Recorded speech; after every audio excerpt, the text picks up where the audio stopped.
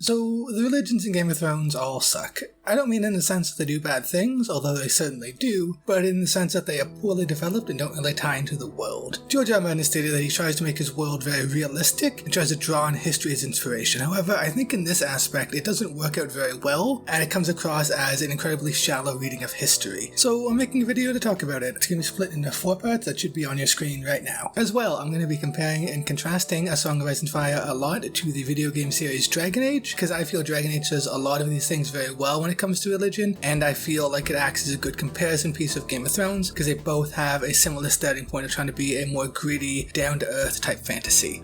Also, there's going to be spoilers from the show, the books, and the games. The spoilers are mostly going to be focused on seasons 5 and 6, and then a little bit past season 6, and for the games, it's mostly focused on Dragon Age 2. As well, throughout the video, I do use A Song of Ice and Fire and Game of Thrones interchangeably. That's because the religion in the two are basically the same. However, when there are differences in the religion or the plots, I do point those out. Alright, enjoy the video. When winter comes, when life is frozen.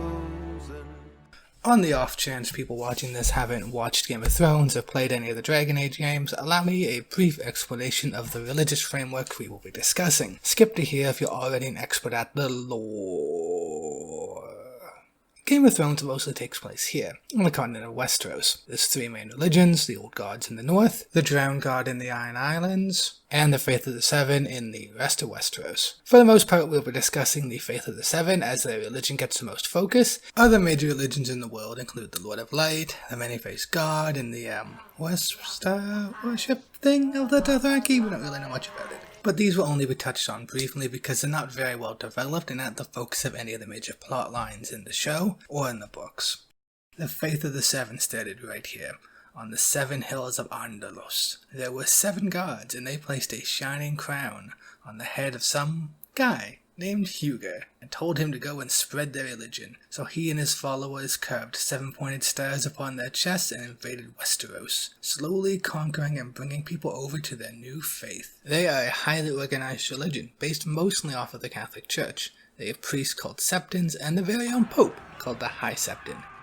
The capital of the faith used to be here, in a place called Old Town, but moved here after the country was conquered by Dragon Lords, and the Dragon Lords made a much cooler looking city. They have a holy book called the 7-Pointed Star that details the laws and rules of that religion. I've read a 7-pointed star. Most towns have septs and septons, or are attended to by traveling septons, and all castles have their very own septs and septons. At this point you may have noticed a 7 theme in the religion.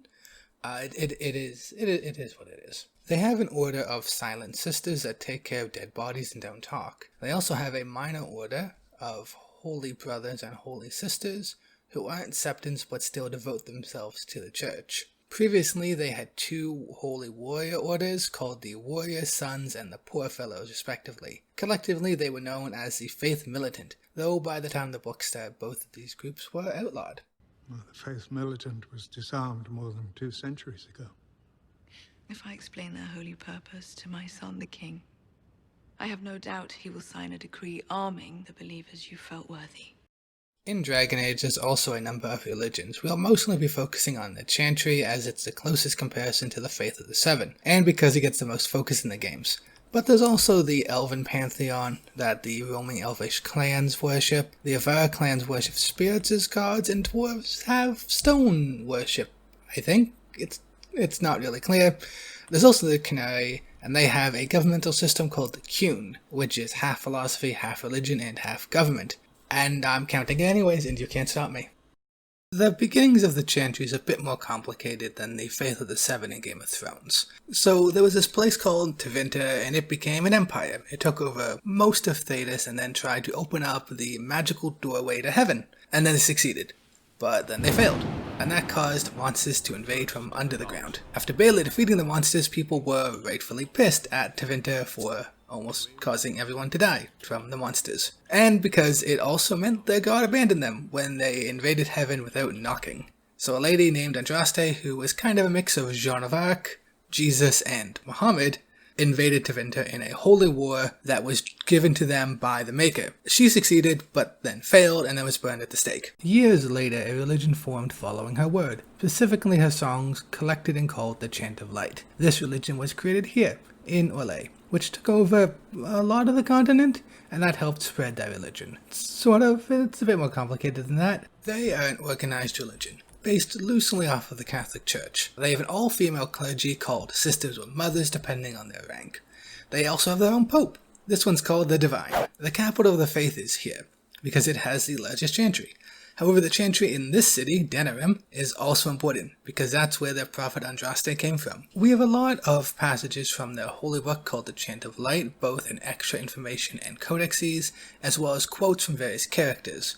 Most towns also have their own chantries, and all castles have a chantry of some sort. The chantry hierarchy is made up almost entirely of human women.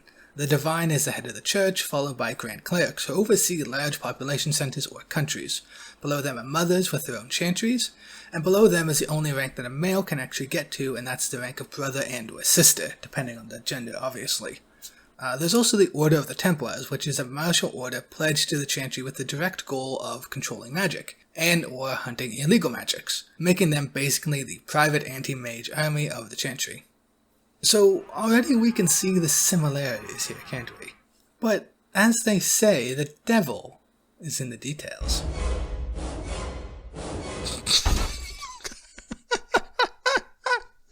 When the moors they hide away under the snow. In times of war, and not before, God and soldier we adore. But in times of peace and all things righted, God is forgotten and the soldier slighted.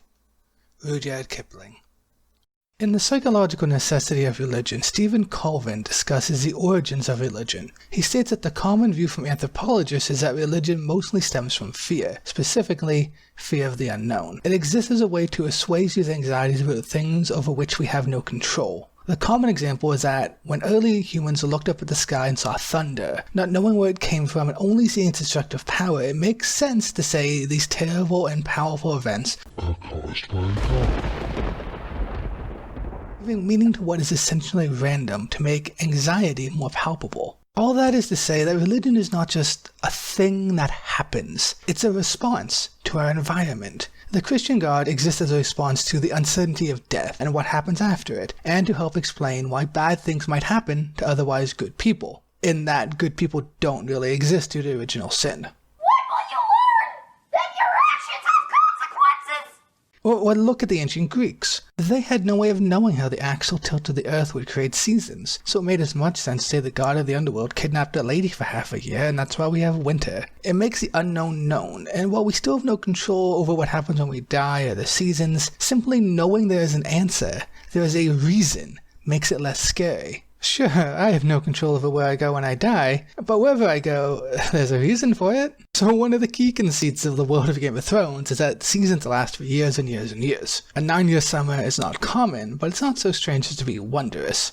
Yet the major religions of the world never even talk about this. It doesn't come up. Even the religions that do have magic in some way or another, such as the followers of the Lord of Light, only discuss the seasons in as much as it ties into a central plot hook in a single prophecy. They don't go anything beyond that. There's a lot of room here in A Song of Ice and Fire to explore these anxieties and how this impacts the creation of the religion. What does the Faith of the Seven teach about the seasons? The long winters must feel like a punishment from the gods. Is it? They seem random at length, so is this randomness due to the whims of the gods? Maybe people rewarded with summer when good and punished when it's winter? It would make sense for a religion to try to explain this central anxiety of the series, but none of them do. Religions in the real world grapple with the anxiety of changing seasons, so why not this much more extreme example?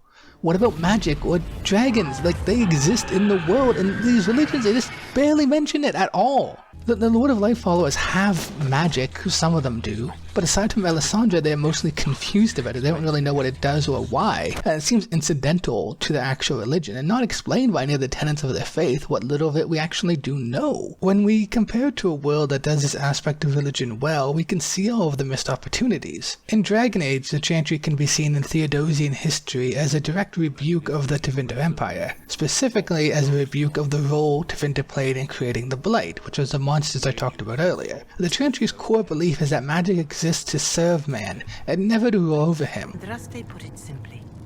Magic must serve man, not rule over him.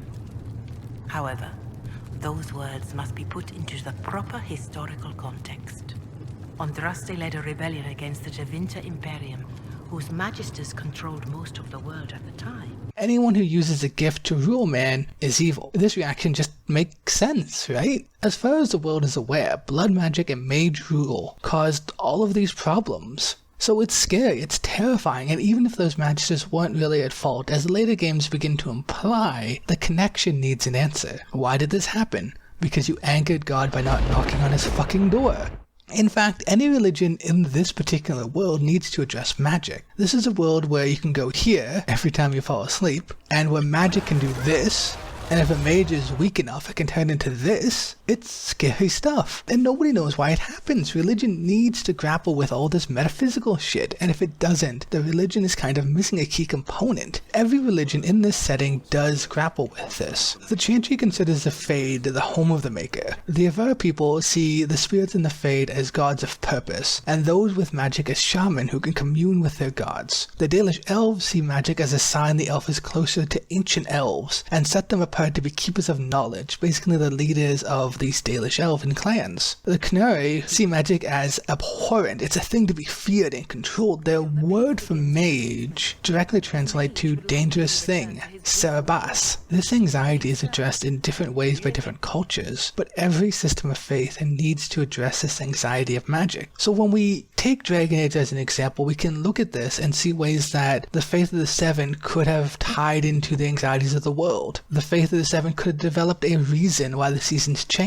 and why they're erratic. As I said before, maybe the gods cause summers when kings are good and just and harsh winters when they are bad. This could add an extra area of tension between the Crown and the Faith in Book 4 and Season 5. Maybe if the Faith supported the Crown despite the war and the fact winter is coming, causes the uprising of sparrows who see the winter as a rebuke against Cersei's rule. So in this sense, they would not only be upset that holy men died off screen, but due to the tangible effects in the world, what can serve as a metaphor for the downfall of the Lannisters generally, and especially their short-sightedness. They knew winter was coming when they started this war, and they knew how this would affect the small folk, but they acted anyways. To the small folk, this is not only foolish, but literally caused the winter as a rebuke from God, so it adds these extra dimensions to the tension. But no, we just get them mad at Cersei because she had sex with Lancel, it's so dumb! And before you book nerds come at me saying that, oh, in the book she did more than that, she tried to have a Septon killed or whatever, it still comes across as incredibly contrived and not related to, the world as a whole. The best way I can show how these two properties use religion to answer questions in universe is by looking at their respective religious texts. In organized religions, the religious texts are the answers, and all we do is interpret the answers that have already been written. They are central to understanding a religion, be it Christianity or Islam or any other organized religion that has its own text. In Dragon Age, the text is so important that the very first screen of the very first game is a quote from the Chant of Light. Throughout the game, the chant is constantly being quoted in references. He quotes it, "Masses, my hearth is yours, my bread is yours, my life is yours." She quotes it, "One life, one death, there is but one God." She quotes it before a climactic fight by means of justification for that fight. Blessed are those who stand before the corrupt and the wicked, and do not falter. In Dragon Age Inquisition, all of the main story quests are quotes from the Chant of Light. It's just fucking everywhere. Some fans got together to do readings from the Chant of Light, and it took 18 minutes to read off all the quotes that we know. To compare to Game of Thrones, the 7-pointed star, the main holy book for the most powerful religion, isn't even mentioned by name until A Feast for Crows. This corresponds with Season 5, over 1 million words and 40 hours of television before the main text of the main religion is mentioned at all. I've read a 7-pointed star. And the amount of knowledge we get is 2 short passages. This is all we know from the most important book in Westeros. I know a video game has more room to give this information, but if we're being honest with ourselves, A Song of Ice and Fire had time to tell you the name of the most holy book. They could have done it, but they didn't. Even in the companion book, called The World of Ice and Fire, almost nothing is said about the 7-pointed star, because George R. R. Martin decided it just wasn't important. It's a plot device. It's a facade of religiosity with no more thought given. And that's the way he addresses the anxieties in his setting as a whole. They're not things that the faith needs to answer. They're separate things that don't even really exist in the same universe because they serve 2 different plot functions. And I think that's where the problem is. Fingers of doom will clutch the chosen. In 1517, the Reverend Martin Luther, the original Debate Me Bro, used an ancient form of Twitter to challenge the Pope to debate. He had numerous issues with the Catholic Church, mostly related to the Church's rampant and unexcused corruption. While the Pope never agreed to a debate hosted at the Sony Center in Toronto, the effects of this event were still widespread and deadly, tearing the Church in twain. This is such a stupid fucking line. This wasn't the only breakup of the church. 500 years earlier, the Great Schism of 1054 happened. A series of conflicts between the Greek and Italian churches over theological and cultural differences escalated to the leaders of their respective churches excommunicating each other, breaking the church that some people are still dealing with today. The Christian church isn't the only religion to face schism. Islam has multiple offshoots starting from near its inception. Judaism has multiple branches with different levels of orthodoxy.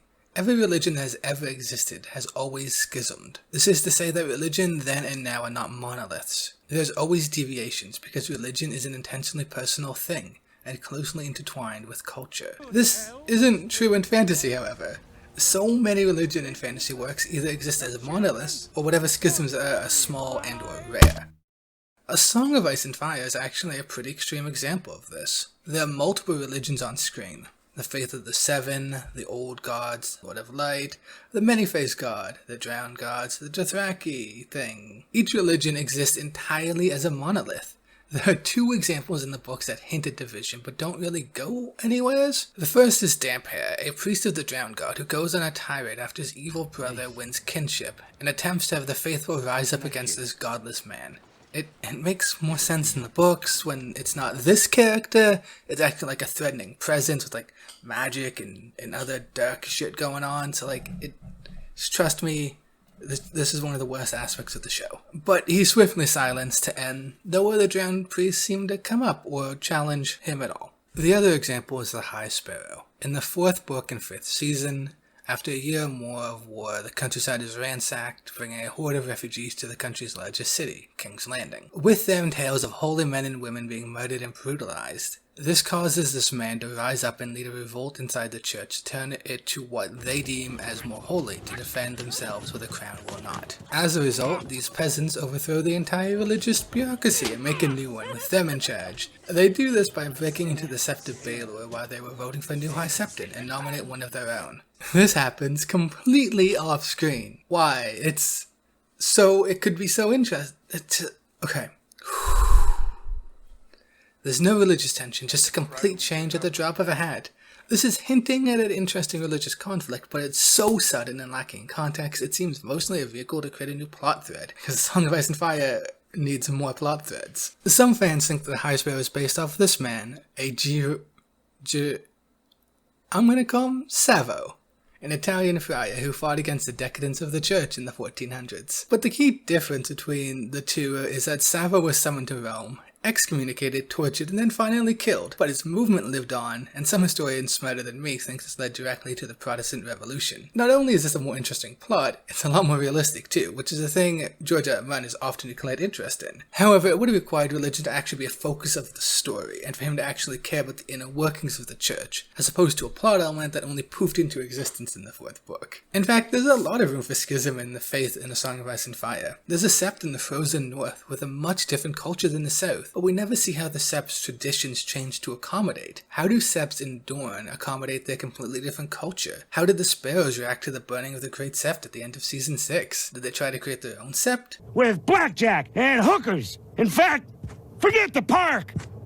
The story takes place in a time of great upheaval, but the religions don't react to change to this upheaval at all. They all exist to be a single entity with no variation in that. In the real world, a Catholic church in Italy, Spain, England, Poland would all have looked different and acted different due to the varying cultures.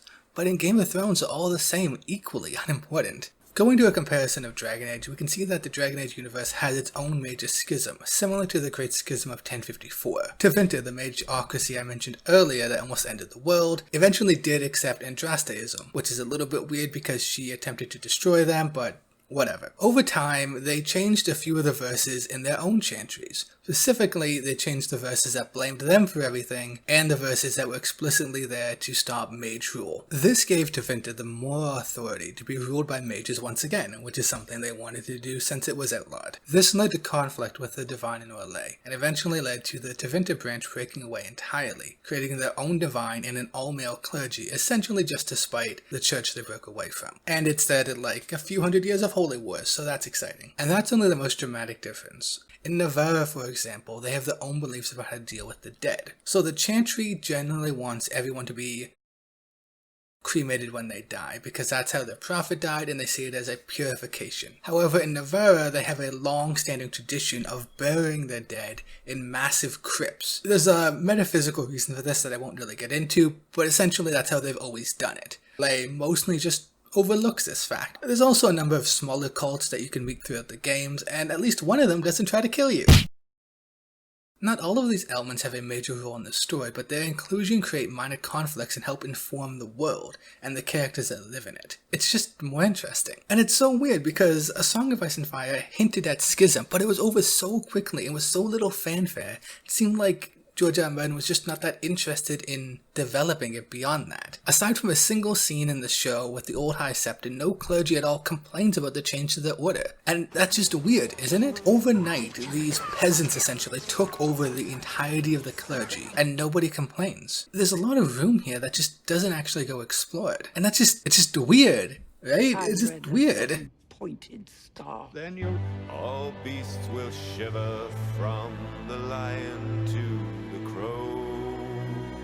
So, is that the end? The religion in Game of Thrones isn't realistic and that makes it bad. It's not a terrible thesis, but here's the third act twist. I don't actually give a shit about any of this by itself. I'm not CinemaSins. I'm not about to ding someone because it's not correct by whatever arbitrary standards I've decided. I'm not about to look at the map and criticize the rivers for splitting because rivers don't do that. I don't really care. In a vacuum. But this isn't in a vacuum. So here's why it matters in this case. If the religion was just a background element, like it was for the first 3 seasons, it would be fine. Like, not great, because even in the first 3 books, we have a lot of characters inspired by religion, and we basically know nothing about them, and they don't make a lot of sense in universe still, for the reasons I outlined earlier. But it wouldn't be terrible, because it wouldn't really matter that much. It would just be a kind of vestigial thing. We know enough to get a sense for it, and a little bit of vagueness isn't the end of the world. The issue arises in Book 4 and Season 5. Suddenly, this background element is no longer in the background.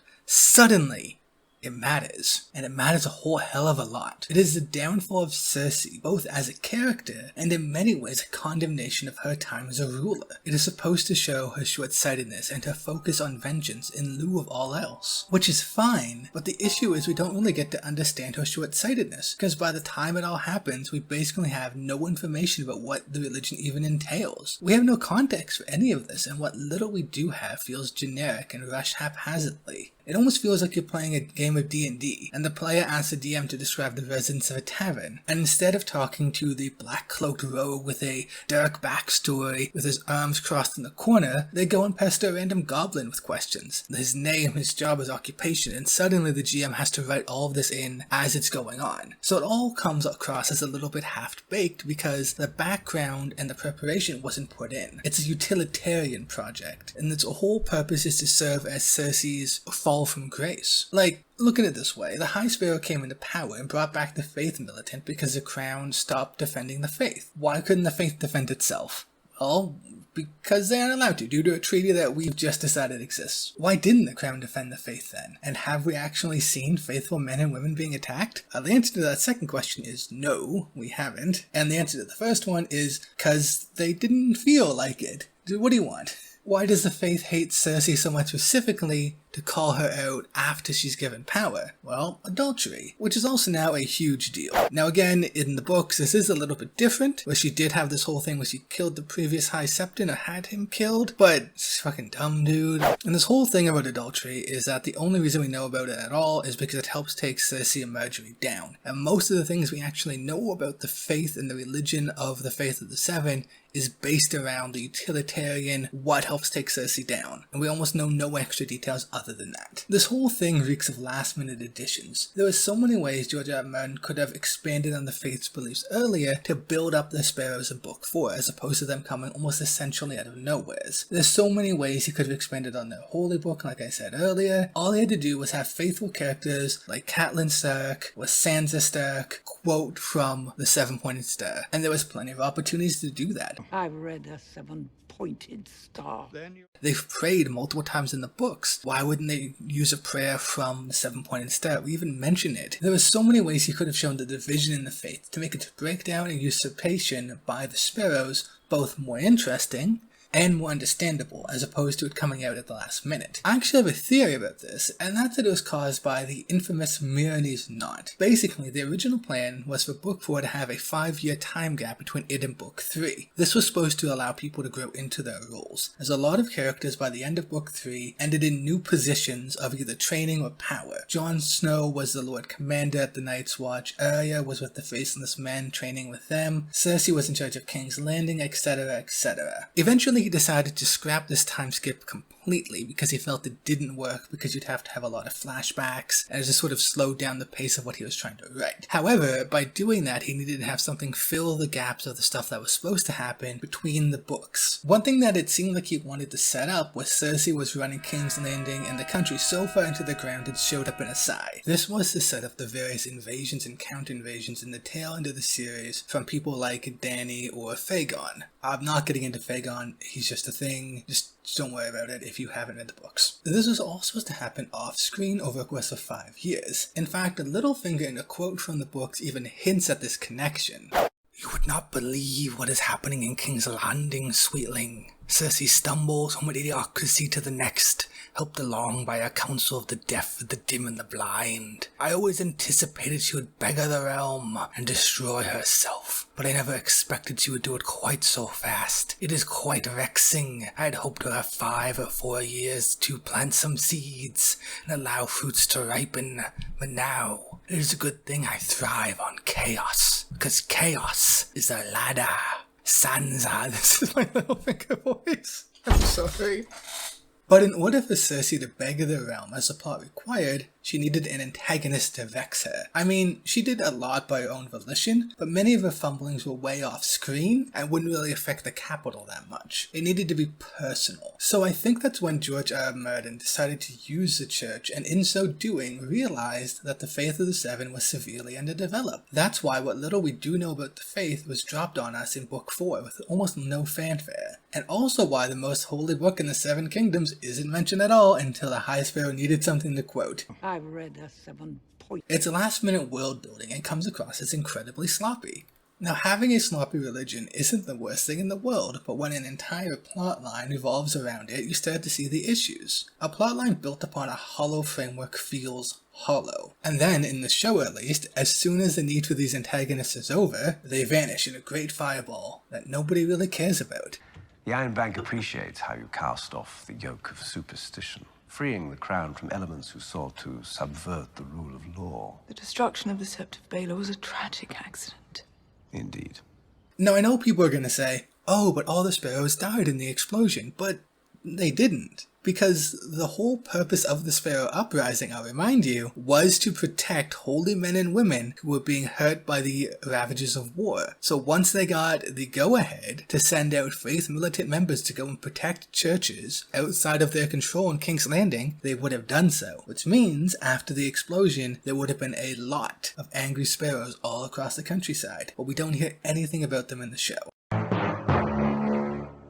Now, this may end up happening differently in the books. This whole situation may be different, but I still feel it's important to point out that missed opportunity and how quickly it was shoved aside when it wasn't needed anymore. What really gets me about this poor storytelling is how it kind of hurts the more impactful parts of George R. R. Martin's writing. I honestly don't think people read his work for realism, but what they do read it for is his well-realized characters. He is known for agreeing with William Faulkner that the only story worth telling is a heart in conflict with itself, and it's actually something he may be the best at in the genre. But when he introduces late, unfocused religious elements to the story, it takes away from this. Cersei in A Feast for Crows was caught between her desire for power, but her inability to use the power when she gains it. In the book, she is a lot more arrogant and a lot less effective than show Cersei. Thanks, Lena Headey. We see this in her chapters when she makes blunder after blunder after blunder, and the reader can sort of see ahead how these blunders are going to come back and hurt her. Her chapters function as an incredibly slow car crash. You can see each hit and spin coming, but are powerless to stop it, and it's honestly very engaging for the most part, except in the areas that lead to her ultimate downfall. She gives the Faith back their swords, and we find out later this was a major blunder, in part because multiple characters are actually religious and sell Cersei out, and Cersei has committed multiple crimes the Faith would see as particularly abhorrent, and this new High Septon is devout enough to go forward with religious punishments on the Queen Regent, and the Faith militant have been known to oppose the crown in the past. This is a lot of information that leads to her downfall, and a lot of it we did not know. Without a history of incredibly devout characters that could turn on Cersei, without knowing that the Faith would turn to torture and extreme punishments to figure out crimes, or even what religious crimes and punishments even are, it comes across less as a major blunder and more that the author is revealing new dimensions of the Faith at the last minute. It's a less unnatural mistake of a flawed character, and instead downfall by author fiat. What's worse is that it seems clear to George that the Faith of the Seven as written in the books 1 to 3 could not have possibly caused Cersei's downfall. That's why this new form of the Faith shows up over the course of a long weekend. If instead we saw a more extremist version of the Faith throughout the books that often competed for power and was more vicious in their methods of punishment, and then Cersei chose to back the faction for the High Septon because they promised to write off the crown's debts, we could have seen more clearly the mistakes she was making. But this would have required it to be built from the start of the series, which it clearly was not. We can't fully understand Cersei's lust for power versus her inability to wield it, and her pride versus her blunders if we do not understand the impact of her blunders, because the world building is shaky. Weak world building in one area is fine. It's fine. I do not care. But when that weakness distracts from the plot, and certainly when it distracts from a character arc that's incredibly integral to the remainder of the series, that's when it becomes a problem. And that's what we saw in this case. So there's a lot I could talk about with Dragon Age here in terms of how they use their faith in order to justify plots and entire character arcs. I won't go too deep into it because this section is already incredibly long and this video is getting really long as well, but here we go. So in the second game, Dragon Age 2, a lot of the main story revolves around the Templars versus the Mages,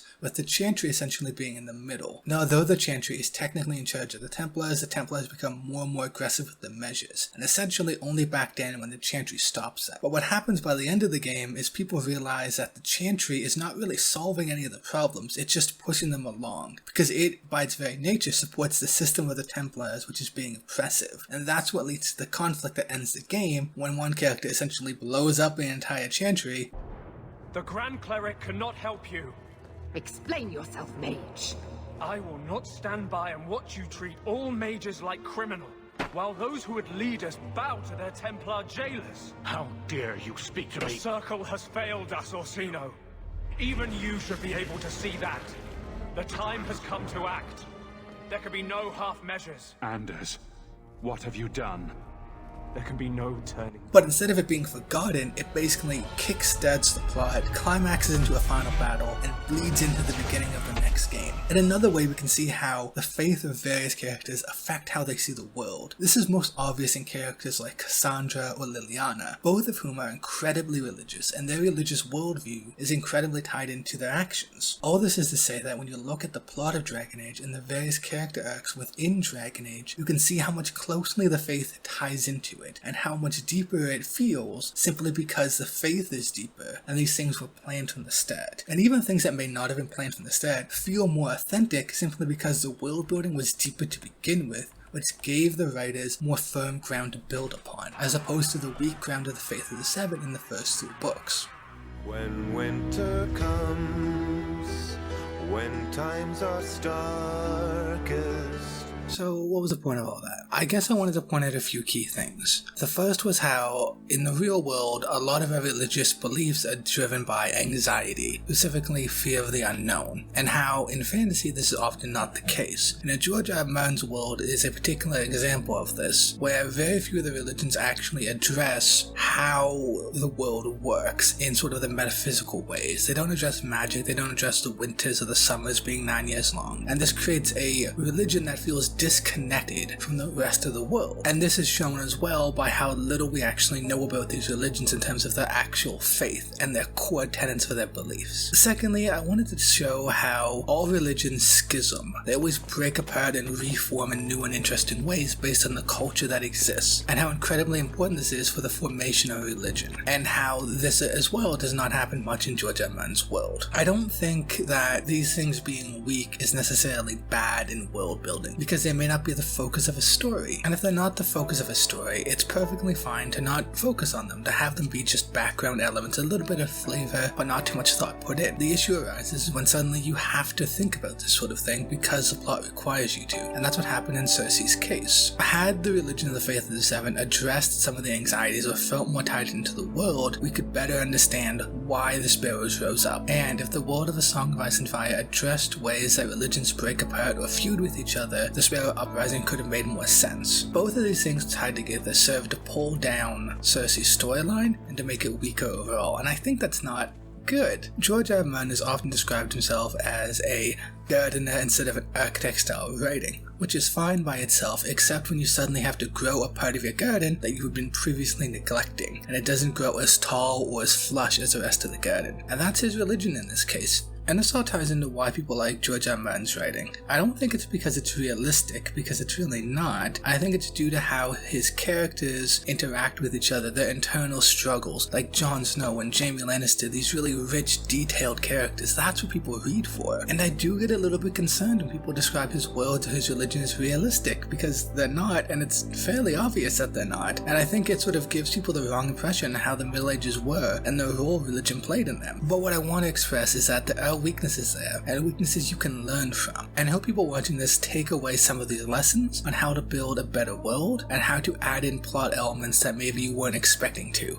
and to make them tie into the world. It was also a great opportunity to talk about my favorite series, Dragon Age, which is a great video game series, and I can talk about it and praise it without having to address any of the really wonky parts about the series, like the weird animation, or the reused environments, or the odd combat system that changes from game to game. You should play the Dragon Age series, because I really like it, and they're coming up with a new one, and it'll be great. You should do it. Please. Thank you. That's it. That's the video. I don't have Patreons or anything. I was gonna put bloopers here, but I deleted them. So, subscribe. Bye.